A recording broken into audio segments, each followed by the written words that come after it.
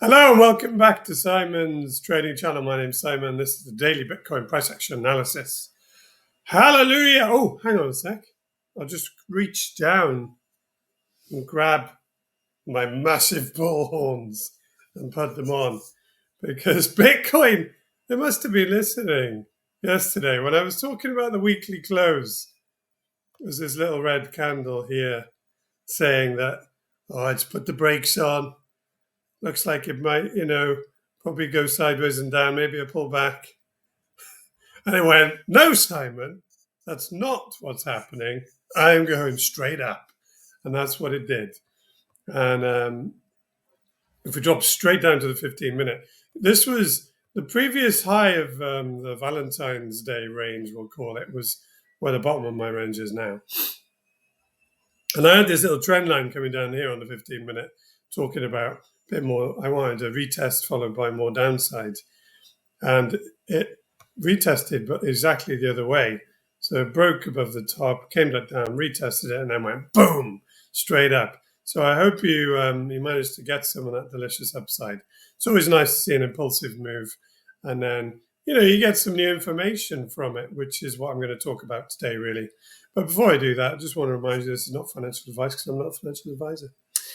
And now we're down to the 15-minute time frame. Let's go into a bit more detail.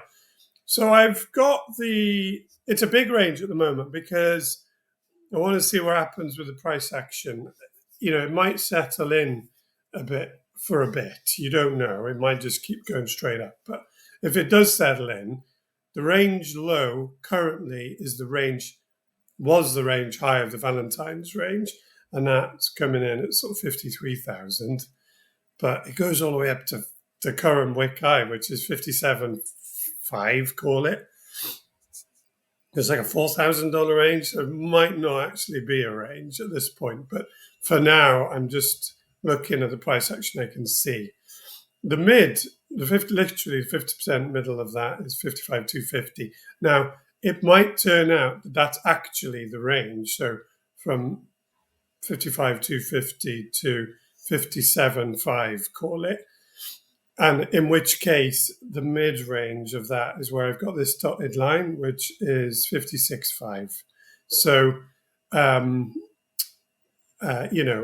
we'll see what happens over the coming days as to whether or not this bottom half that has the Valentine's high as its low is a bit more irrelevant.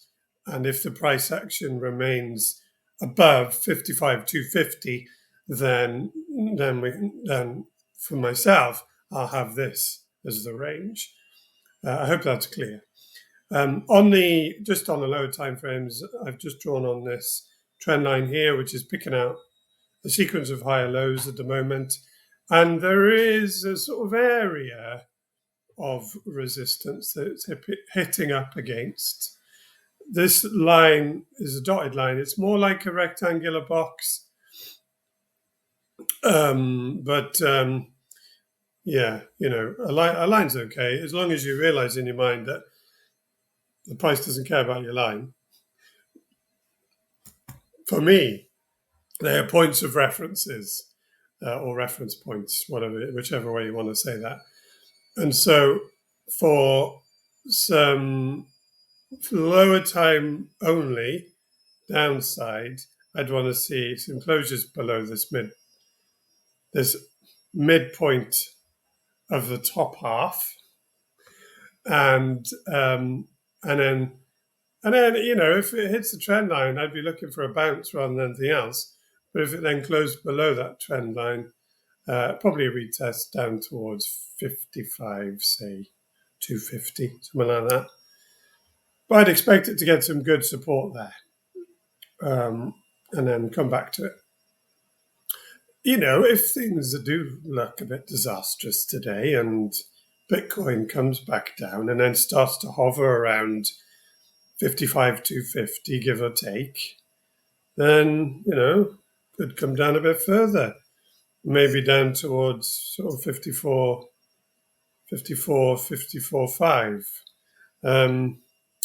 But having had 24 hours that's just preceded me speaking, you know, that kind of magnitude pullback seems a bit unlikely at this point. I think it's fair game. A pullback's fair game down to about 55, 250, because that's just a 50% of this move up. If it goes lower than that, I'll be surprised. But man, I was surprised yesterday when Bitcoin went ba-ting straight up. And it was like pretty much after my video. So that was, it's funny. I don't find things like that frustrating. I just find them funny. So there you go. That's most of the juiciness for today. So the take-home premise is, the take-home message, I guess, is, you know, it looks like there's more upside in this move on the higher time frames.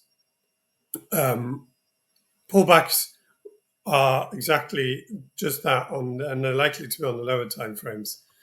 And there's a few targets here. 55, 250 is one for sure for me, but only contingent on it breaking that trend line.